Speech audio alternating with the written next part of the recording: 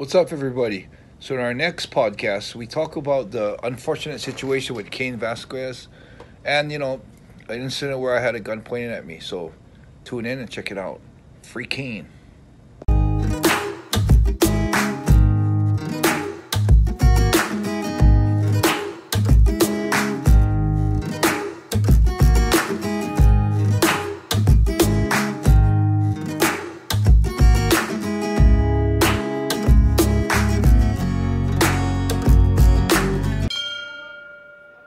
What's up, everybody, and welcome back to the Yamatodamashii podcast. My name is James and Enson. How you doing, man? How's Hawaii? I saw you in the UFC gym last night. How was that? Yeah, good. Getting a good routine. Getting up in the morning, walking the beach, swimming, jumping in the ocean every day. And then at night, after I sit in the office all day, at night I go to the UFC gym and get some lifting in.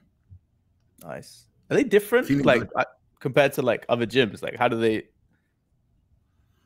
Well, I like Hawaii's UFC gym because you can work out in t-shirt, you can show your tattoos, yeah, and you can actually work out in slippers too.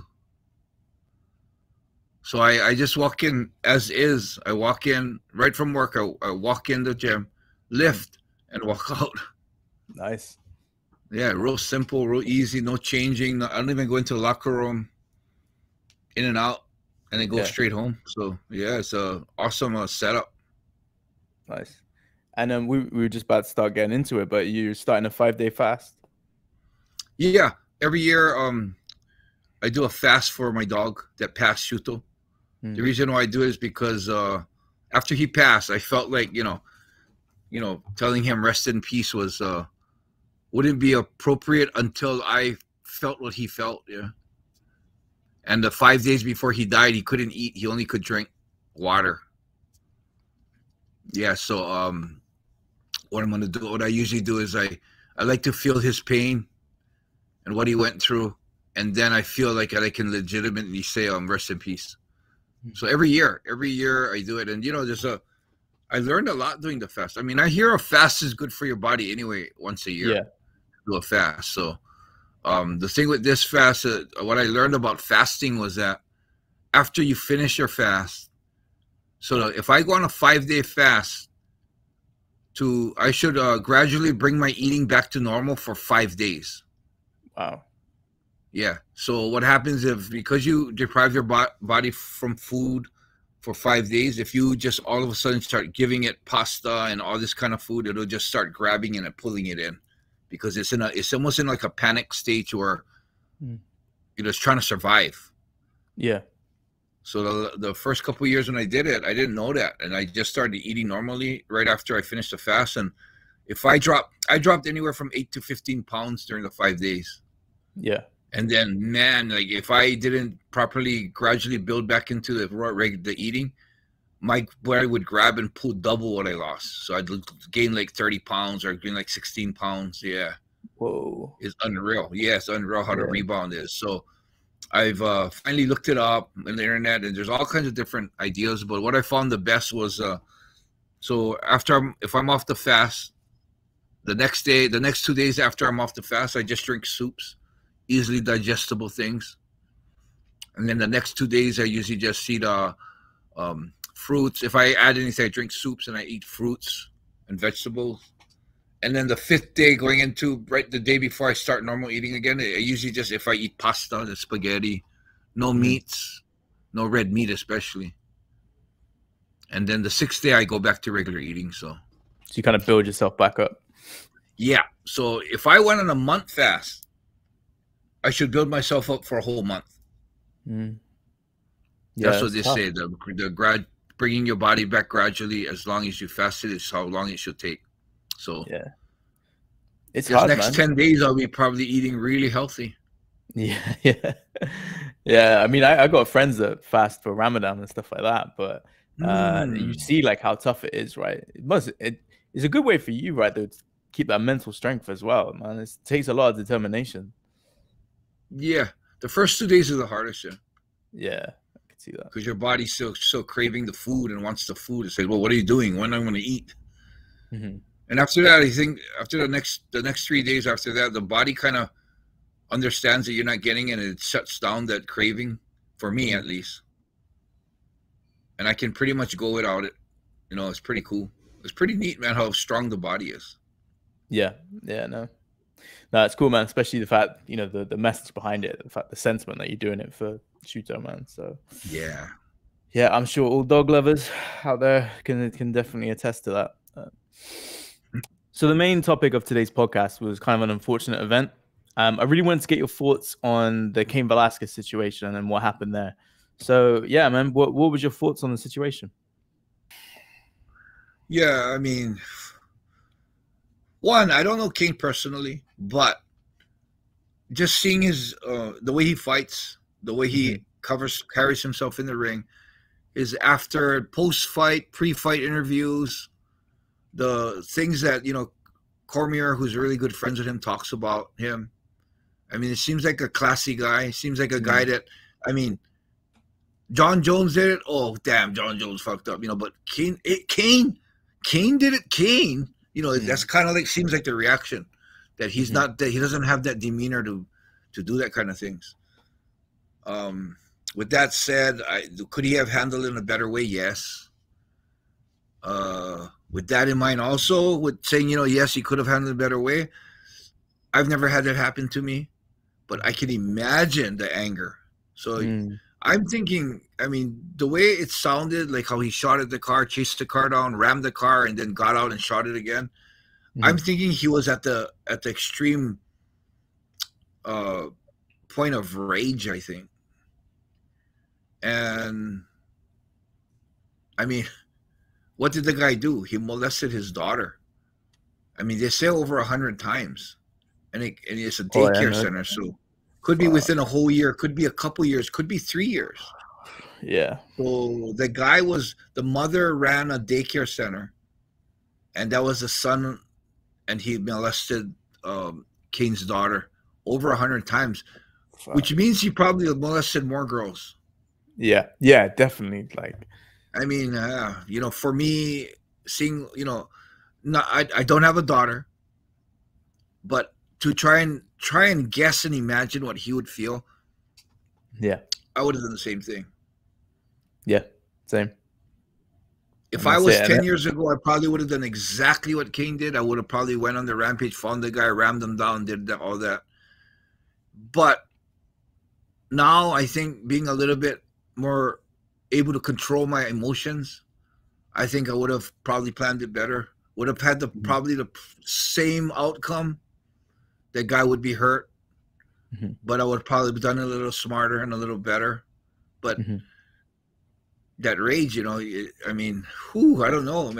My daughter, and I think there should be an exception to the law. I think there should be.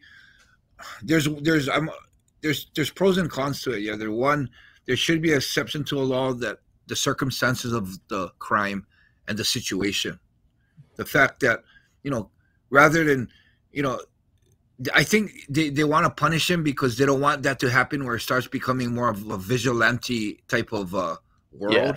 Yeah. So if Cain gets off, you know, it's going to show that you can do this. So, the other hand, what I'm thinking is a best outcome is they let Cain off, because of the outcome of the situation. His daughter got molested. He wanted to shoot the guy. He maybe charge him for shooting the wrong guy in a light sentence, like a probation sentence, but attempted murder. Of course, you're going to try to murder the guy. He just molested your daughter. So, in order to deter people from being vigilantes, what has to happen? The fucking system has to punish these people correctly. Yeah. You know, as much as you can say, oh, now everyone's going to be vigilante, they won't be vigilante if the system properly punishes people. Yeah. They let that guy back out on the street. They let that guy back out on the street. Mental. The system failed. The system failed. The system failed Cain Velasquez. The fact that he took it into his own hands was probably not the best thing to do, but it was also a thing that people should understand will happen if the system fails. So what is the answer to this?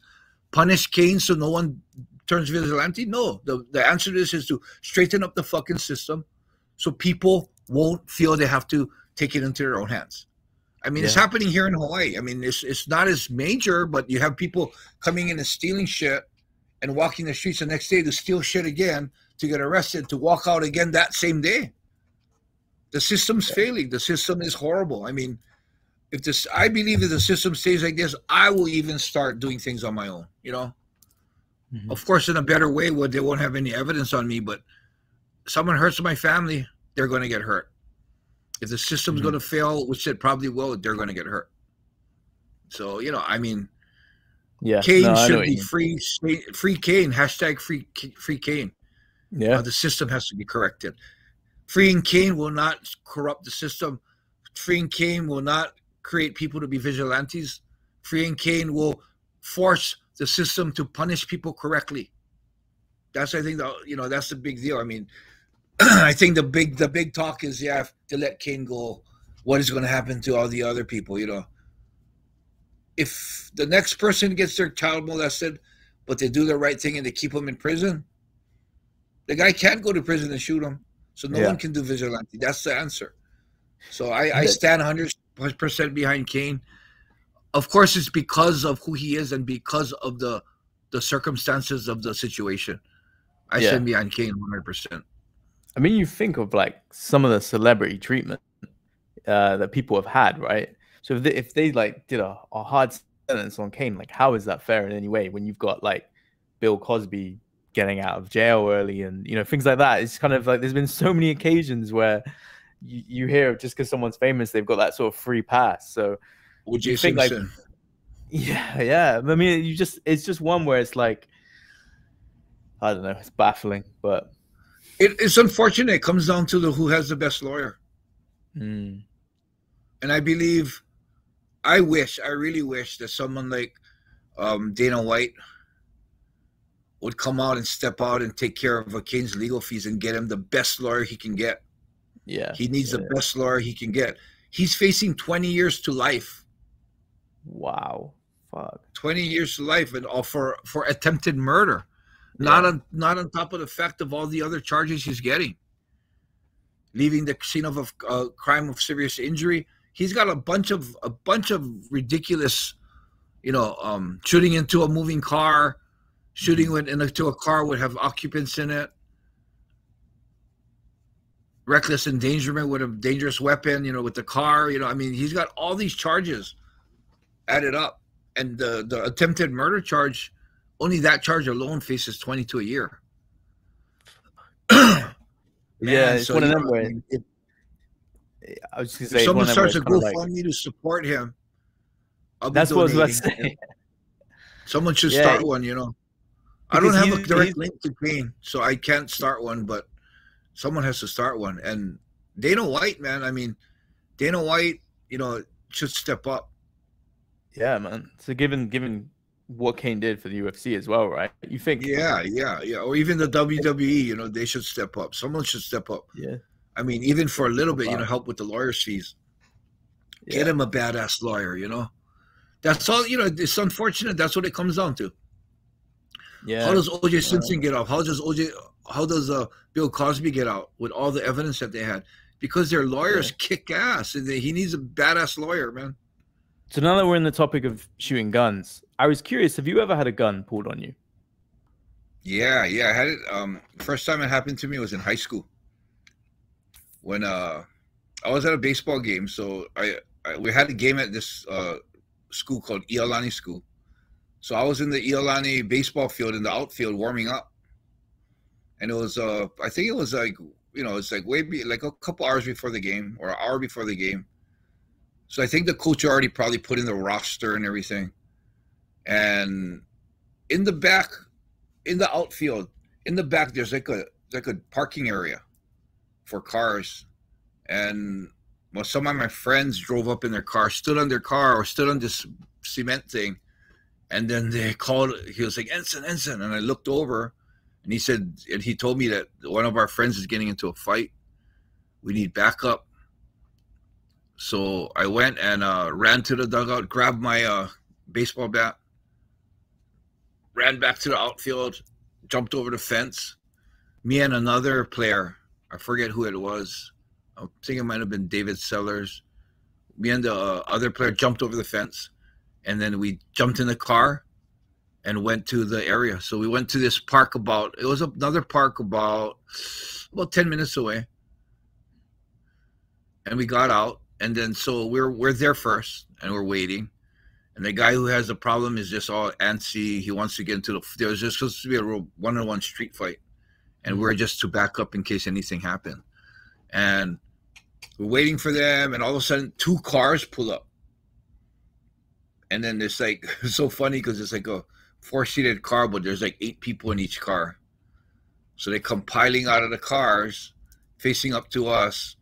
They're standing across the street. We're standing on the other side. I'm standing in the middle with my bat. And the 2 guys face up on the street. So our friend is actually the aggressor and really mad. So he's raising his voice, getting close. This guy keeps backing off. And our guy keeps going. He keeps backing off to a point where he turned around and walked to his car, bent over in the back seat, came up and had a gun. Yeah, so for us, we were like, holy shit, he got a gun. Yeah. And my friend was totally on berserk mode and saying, yeah, what, you got a gun? You're a pussy. You bring a gun, you're a pussy. Come on, shoot me, shoot me, shoot me. And the guy had the gun. He didn't aim it yet. He was kind of like, okay. And as he starts aiming at my friend goes, shoot me, shoot me, shoot me. Wow. I was like, holy shit. I mean, because we're kind of getting traumatized because not only do we see a real gun out, back in the day, there weren't many guns that are being used. And then we're like, are we going to see our friend get shot in the head? I mean, that would be pretty traumatizing. Yeah. So we're standing there and we're like in a big group. And after he leaves my friend, he starts panning across the group like that. Just panning across the group. And we're like, holy shit. And it was crazy because right when the gun was getting by me, some guys on the left of me scrambled. And that caused like a real panic type of feeling. Right. And so everybody ran. I was like, fuck. And then so I just started running too. So I remember there was a road right down the side where I was standing. And I know there was fences under the people. Guys were climbing fences. And it was like someone, you walk into the kitchen with food on the table and then you open the light and you see all these cockroaches squirming away. In the movies, you see that kind of stuff in the abandoned houses like that.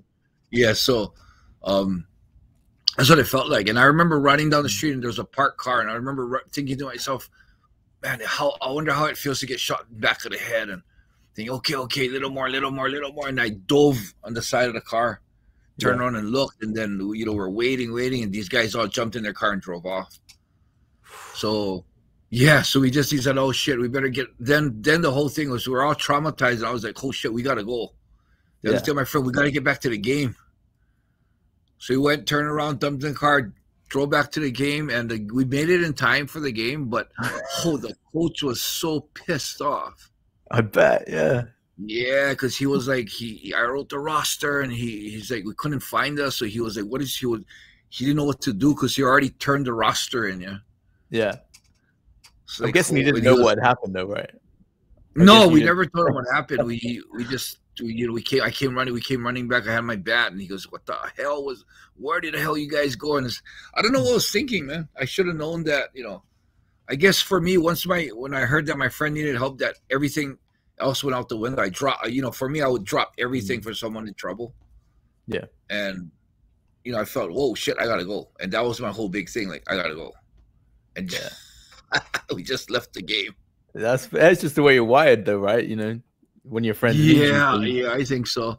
Yeah, man. Especially when I'm a kid, I'm a little bit more mature and a little bit more. The thought process is a little bit.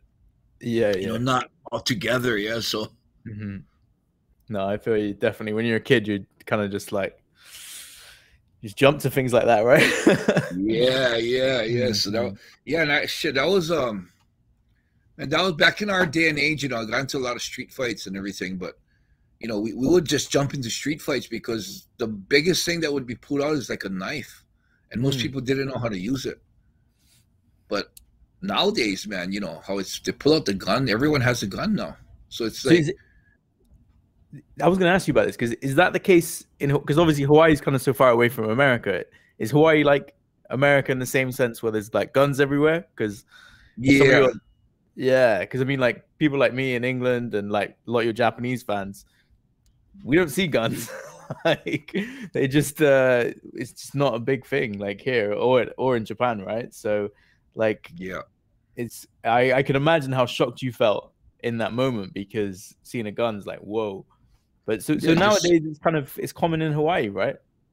Yeah, it's pretty common. I'm actually debating on whether to get one for myself.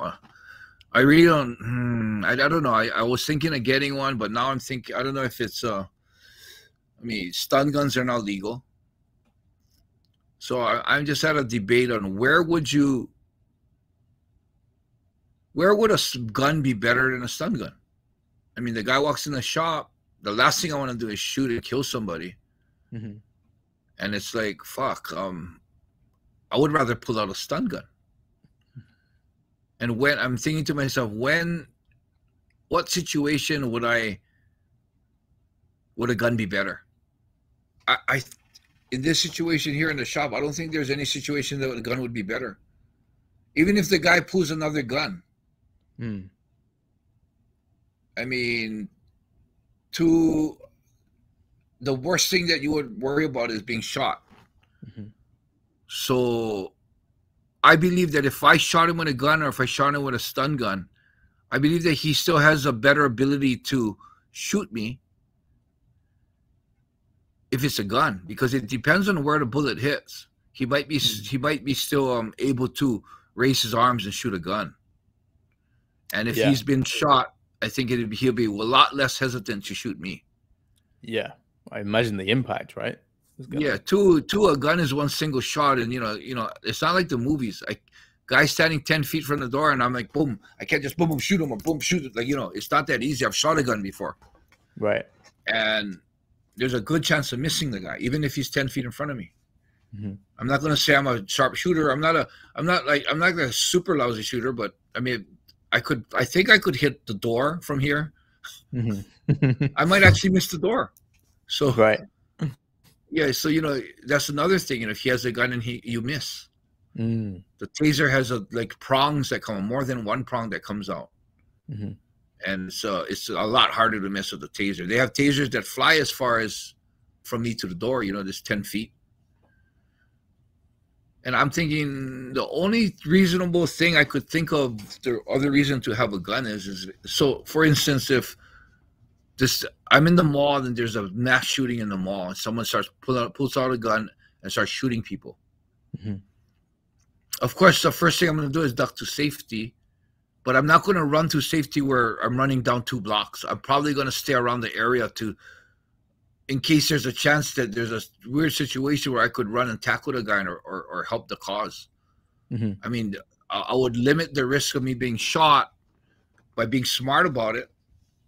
But of course, it never is 0% if you're in the area. So I'm accepting the fact that there's a 20% chance I might get shot, but an 80% chance that I might actually be able to help the situation. So yeah, so that's the only time I think, you know, the stun gun, you'd have to get at least 20 feet in front of him. Yeah. And, you know, that's maybe a little better than tackling him, but that's not a lot better than if I can stay behind a cover where he's not looking and try and aim and shoot him from a distance, you know?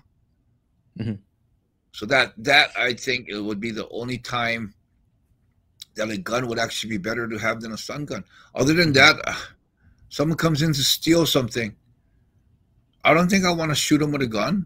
I don't think I legally can shoot him with a gun because he's not threatening my life. So the only time I would be able to shoot someone with a gun is if he has a gun pointing at me. But gun and stun gun would be the same thing. I said, like a gun, if it shoots them, if the stun gun shoots him 100%, he's going down, and I'll be able to take away his gun. But a gun, you know, it depends on where you shoot him. So I don't know, man. I actually applied for my permit already, and it's probably gonna pass. And on the 8th, the last day of my fast, I have to go pick it up. But now I don't know if I'm gonna actually go forward with the the process of it. I don't know. I'm debating I'm in a debate right now. I'm thinking about it. Yeah. No, I understand, because obviously you're good at defending yourself, right? But I get what you're saying. If you feel like the lay of the land where there's people got guns, what can you do? It's a different scenario, right? And I think the law is, there's a guy who kids came into their yard and was throwing shit at their house, and the guy shot the kid, and he got prosecuted. He got prosecuted. Well, they were shooting like BB guns and stuff at him. And those BB guns are dangerous. They'll penetrate skin, but they can't kill you. But apparently he went in and brought out his real gun. He shot at him, killed one of the kids. Fuck, man, that's so drastic. So the thing is, they say that if he he went in there and I think he put on like a bulletproof vest. So it was premeditated. So he wasn't. They say that if it was like at this, he was fearing for his life, he would actually have a case. But the fact that he went in the house into safety, put on a bulletproof vest, and went back out, he can't really say that they were threatening his life. He was afraid that he was going to die. Yeah, because if he was afraid he was going to die, he wouldn't go back out, and he would stay in the house or go away somewhere. So I mean, I think for someone with my stature of being a fighter and being able to apprehend most people with my hands, I think that would also be a big thing. It would have to be more serious situation for someone like me to say I was threatening. He was threatening my life. That I was afraid I was going to die, so I used my gun. So I think for someone like me, there's the ability lawfully to use the gun on somebody is even a lot more limited. Yeah, definitely. And honestly, I don't know where a stun gun wouldn't replace a gun in most situations. 99%, unless some guy's a mass shooter in the mall, which is a diamond in a haystack, a needle in a haystack if you're trying to figure out what's the chances. Yeah.